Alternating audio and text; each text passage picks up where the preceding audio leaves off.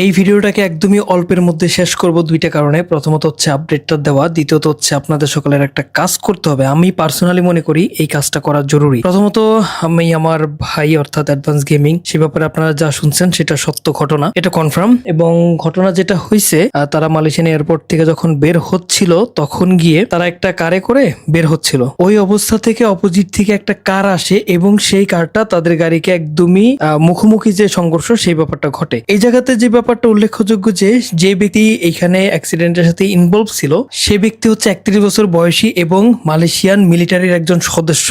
পয়েন্টটাকে একটু ভালোভাবে নোট করবেন। মালয়েশিয়ার মিলিটারির সদস্য, সে ড্রিঙ্ক করে ড্রাইভ করতেছিল এবং ড্রাইভ করার সময় সে ভুল লাইনে ঢুকে যায়। ভুল লাইনে ঢুকে গিয়ে তারা মূলত হচ্ছে অ্যাডভান্স গেমিং এবং তার যে স্ত্রী আদিবা, তারা যে কার দিয়ে যাচ্ছিল সেই কারের সাথে ধাক্কা দেয়। মালয়েশিয়ার যে সকল নিউজ চ্যানেলে নিউজ করা হচ্ছে সেই নিউজের অনুপাতে বলা হচ্ছে যে অ্যাডভান্স গেমিং পিছনের মাঝখানে বসেছিল এবং যখন ধাক্কা লাগে তখন সে মাথায় প্রচন্ড আঘাত পায় এবং ইন্টারনাল ব্লিডিং এবং মাথায় আঘাতজনিত কারণে সে ইনস্ট্যান্ট সে জায়গাতেই ইন্তেকাল করে। ইন্না লিল্লাহি ওয়া ইন্না ইলাইহি রাজিউন। সেখানে যারা যারা উপস্থিত ছিল তারা দ্রুত তাদেরকে হাসপাতালে নিয়ে যায় এবং অ্যাডভান্স তো তখনই স্পট ডেথ, আর আদিবাকে চিকিৎসা দেওয়া হয়।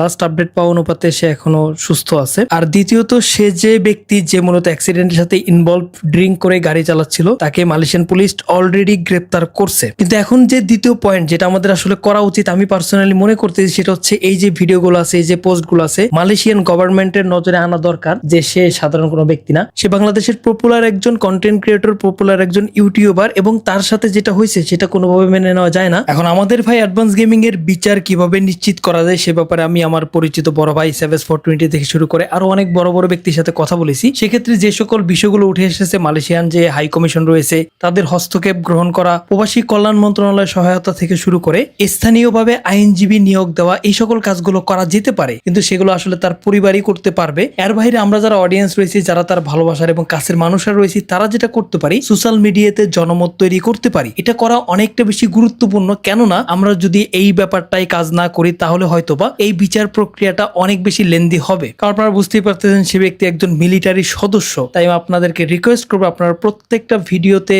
আপনারা নিজেদের পোস্টে, এমনকি বিভিন্ন ধরনের সোশ্যাল মিডিয়া মাধ্যম যেমন টুইটার, ফেসবুক, টিকটকের ভিতরে আপনারা তার জন্য জাস্টিস চেতে পারেন। জাস্টিসের জন্য আপনারা লিখতে পারেন, he was one of the most popular influencer in Bangladesh, we demand justice for Mujahid. তারপরে হ্যাশট্যাগ ইউজ করতে পারেন justice for advance gaming, justice for Mujahid, Bangladesh demand justice. এই সকল বিষয়গুলো কেন লেখা জরুরি, আপনাদেরকে যদি এই কয়েকটা নিউজ দেখাই তাহলে দেখতে পাবেন এখানে কিন্তু নর্মাল বাংলাদেশি বলে উল্লেখ করা হচ্ছে। এখন নর্মাল বাংলাদেশি হিসেবে যাতে কোনোভাবে এই বিচার কার্য এবং এই জাস্টিসটা ব্যাহত না হয় সেটা অবশ্যই আমাদেরকে নিশ্চিত করতে হবে। এত হাই প্রোফাইল একজন পার্সন যদি সেই বিষয়টাকে বিবেচনা করে বিচারটা যদি না করা হয় তাহলে আমরা আমাদের ভাইকে তো হারাইছি, তার পাশাপাশি ভাইয়ের প্রতি জাস্টিস, যে ব্যক্তিটা এতদিন এত মানুষের জাস্টিস নিয়ে কাজ করছে, কাউকে ভয় পায় নাই, কারো বিরুদ্ধে গিয়ে যখন কথা বলছে সেই ক্ষেত্রে তার নিজের বিরুদ্ধে অ্যাকশন আসতে পারে সেটা জানার পরেও পর্যন্ত গ্যারানাকে পর্যন্ত ছাড়ে নাই, যে ব্যক্তি জাস্টিস নিয়ে এত কাজ করছে, এখন এই অবস্থায় যদি এই বিষয়টাকে ইস্যু করে তার জাস্টিসটাকে যদি বাধাগ্রস্ত করা হয় সেক্ষেত্রে আমরা নিজেদেরকে হয়তো বা ক্ষমা করতে পারবো না। আমার পার্সোনাল রিকোয়েস্ট এবং পার্সোনাল অপিনিয়ন হচ্ছে, সেই সকল মালয়েশিয়ান প্রত্যেকটা ভিডিওর কমেন্ট সেকশনে, পোস্টের ভিতরে আমার মনে হয় আমাদের বাংলাদেশি যে একজন ব্যক্তি এবং এত পপুলার একজন পার্সন, তার ব্যাপারটাকে তুলে ধরা উচিত। সো যে সকল লিঙ্কগুলো আমার কাছে আসতেছে, আমার হাতে আসতেছে, এই